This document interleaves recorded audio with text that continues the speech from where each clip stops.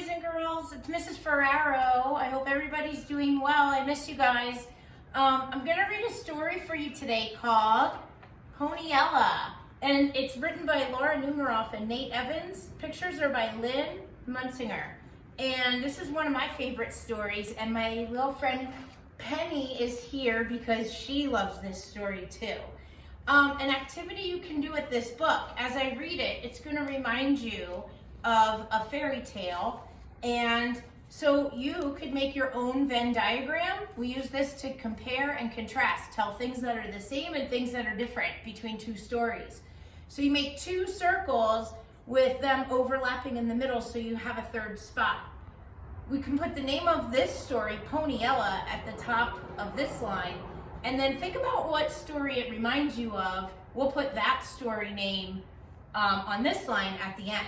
And then things that happen in Ponyella, but not in the other story, we'll write in this circle. Things that happen in the other story, we write in this one. And things that happen in both, we can write in the middle. And that's called a Venn diagram. So this is something very easy you can do at home with your family. So I'm going to read for you now, and Penny's going to help me. This is Ponyella by Laura Numeroff and Nate Evans. Pictures by Lynn Munsinger. Ponyella. Thank you, Penny, for your help. Once upon a time, there was a beautiful horse named Ponyella. Her coat was as white as marshmallow, and her mane was long and silky. She lived on a small farm with green pastures and a lovely barn, and Ponyella was very happy. One day, she was having fun jumping when she noticed a sign on the front gate. For sale. Soon, Ponyella's owners were driving away, and new people were moving in. They brought their two ponies, Plumpkin and Bun Bun. "This place is hideous," said Plumpkin. "I can't believe we have to live with her," Bun Bun said, glaring at Ponyella.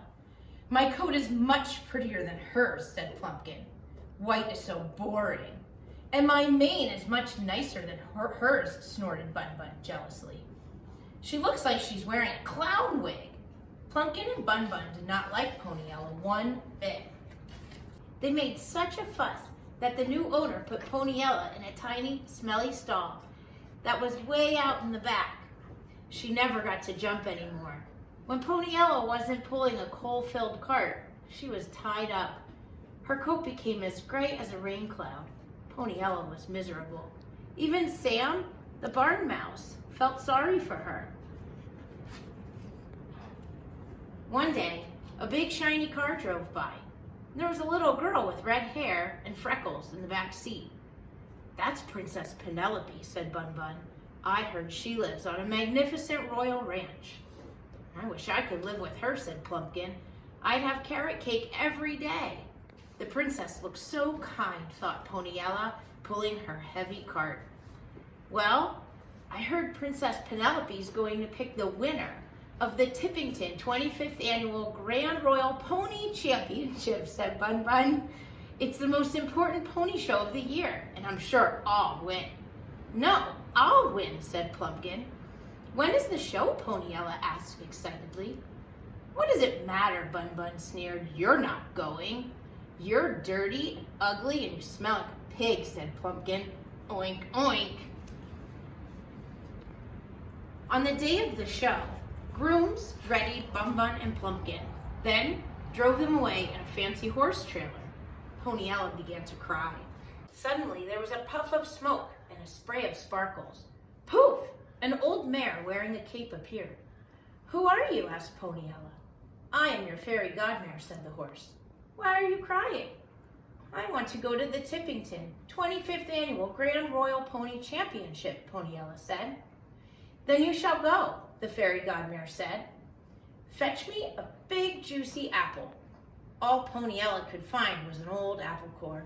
"Close enough," said the fairy godmare. She swished her tail, and poof, there was a trailer.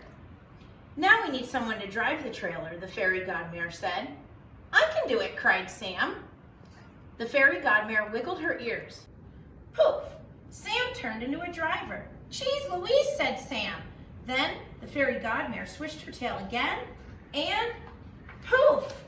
Ponyella looked absolutely beautiful. And most magically of all, Ponyella had sparkling diamond horseshoes. As Ponyella got into the trailer, her fairy godmare said, "Now remember, you must be home by the stroke of noon.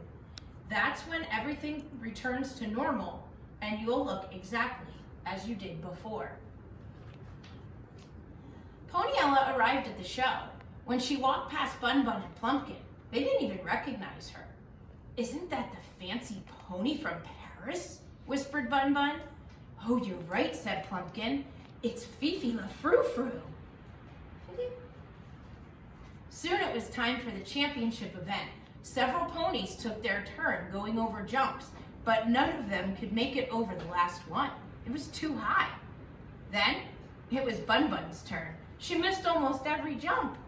When it was time for Plumpkin, she knocked all the jumps over. Finally, Ponyella trotted into the ring. She got over the first jump just fine. The second and third jumps were trickier, but she made them too. All she had to do was make it over that last jump. Ponyella jumped up, up, up, and over she went. The crowd cheered. "Where did that amazing pony come from?" someone yelled. It was Princess Penelope. All of a sudden, the clock struck 12. "Oh no," cried Sam. "Don't forget what that old horse said." Ponyella galloped toward the trailer so fast, she lost a shoe. "Wait," called the princess, but Ponyella couldn't wait. Ponyella and Sam hurried home. Halfway there, poof, everything turned back to the way it was. Ponyella ran home as fast as she could, Sam clinging desperately to her mane. Later that afternoon, Bun Bun and Plumpkin returned from the show. "Did the princess pick a champion?" Ponyella asked. "Not yet," said Plumpkin, "but I'm sure it's me." "No, I was the best," said Bun Bun. "Put a muzzle on it," said Plumpkin. "Go eat an apple with a worm in it," said Bun Bun, and the two fought all night about which one of them would win. The next morning, Princess Penelope arrived at the ranch. "I'm looking for the champion," said the princess. "Whoever this diamond horseshoe fits," look at that, "is the winner." Plumpkin and Bun Bun rushed over to see if the horseshoe fit. Bun Bun tried wiggling her foot, but it was too skinny. Plumpkin tried stomping her foot into the shoe, but her hoof was too pudgy.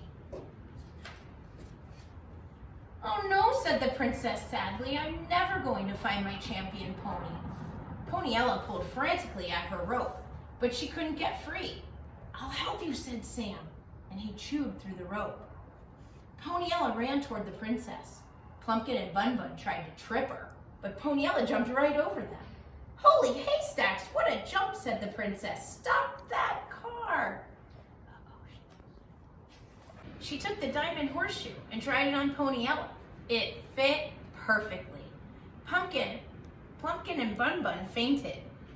"Someone needs a bath," the princess said. Then she nuzzled Ponyella's nose. "I want you to be my pony," the princess whispered. "I'm going to buy you, no matter what it costs." The princess gave Ponyella's owners a big piggy bank filled with all the allowance she had saved. The princess took Ponyella home and threw her a fabulous bridal party. She brushed Ponyella every day and fed her carrot muffins. Ponyella had the roomiest stall she had ever seen. "Boy, this is the life," said Sam. Ponyella jumped all the time, and she lived happily ever after. As for Plumpkin and Bun Bun, they were sold to a new owner, but that's another story. The end. I hope you enjoyed listening to Ponyella. It's one of my favorite stories, and Penny's too. Now, you can pause here and talk with your family about what fairy tale does this story remind you of. And then when you're ready, press play, and I'll tell you what I wrote down. So I started the Venn diagram for you. And of course, this story is very much like Cinderella. Ponyella and Cinderella. So if you want to do a Venn diagram, you can write Ponyella on the top of one circle and Cinderella on the top of the other circle. Some of the things that I found, just to give you some examples, was in Ponyella, there was a royal pony show, but in Cinderella, there's a royal ball. Ponyella had a diamond horseshoe. Cinderella had a glass slipper. So those are some differences. Some things that were the same, the clock struck 12 in both stories to end the magic. And there was magic. There was also a happy ending, and they both lost their shoes. Okay, see what else you can find that's either just from Ponyella, just from Cinderella, or from both stories. You can post your answers and your own Venn diagram to this post, so then we can see what you did. Good luck. Thank you. Bye.